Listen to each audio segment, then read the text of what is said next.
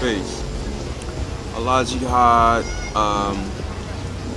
basically got knowledge from my father, and I mean, he left around my life around, what, 11, 12, more like 11, and started traveling to the school on a Greyhound. That's where I met Najee when I just turned 12, and from there, you know, I got into an argument at 12 years old, but I looked like younger for my age at the time, and that's how I actually met Najee, because he seen I was young, a teenager, and some older cats were just hawking all on me, so he jumped in, and from there on, we've been building ever since.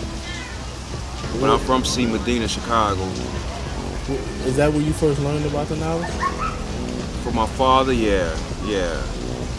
From New York to Chicago. What year was it? I was born. That's since a child. Okay. Definitely.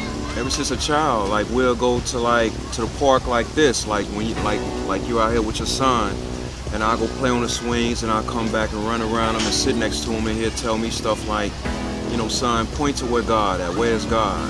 And here I am pointing to the sky, and then he'll drop some jewels on me about that. He told me, look up. And I look up. He said, well, where's God at then, since you say he's up there? And I don't see him.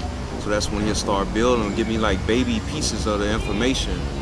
And then when I go and play, I come back, he'll say stuff like, you know, where's the devil at?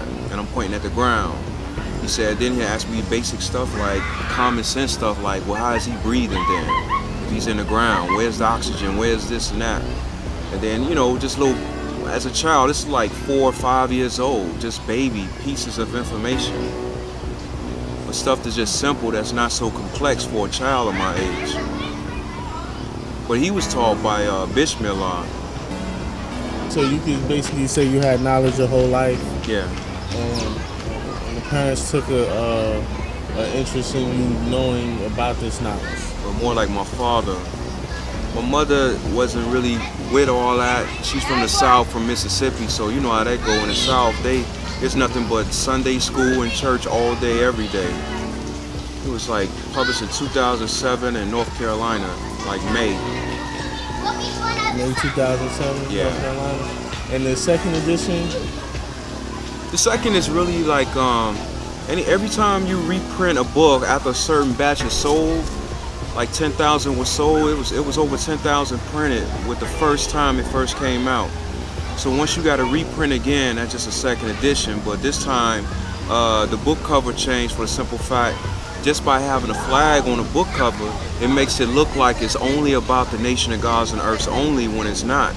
There's only one chapter about the nation of gods and earths. So I decided to put other emblems of other said nations other than. But it's science just in the cover itself. Not only just the hieroglyphics on the book cover, but the other said nations, if you notice, they're in a bubble. And the flag is the only one that's free and shining with rays of light on those other said nations. But they're trapped in a bubble, but the flag isn't when you look at the book cover. So it's a lot of science on that book cover. It can be broken down many ways. But it was a lot of editing done.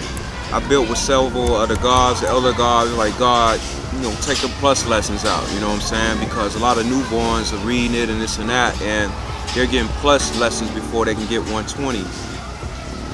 So I gave it some thought, and I was like, you know what, yeah, let me take that out.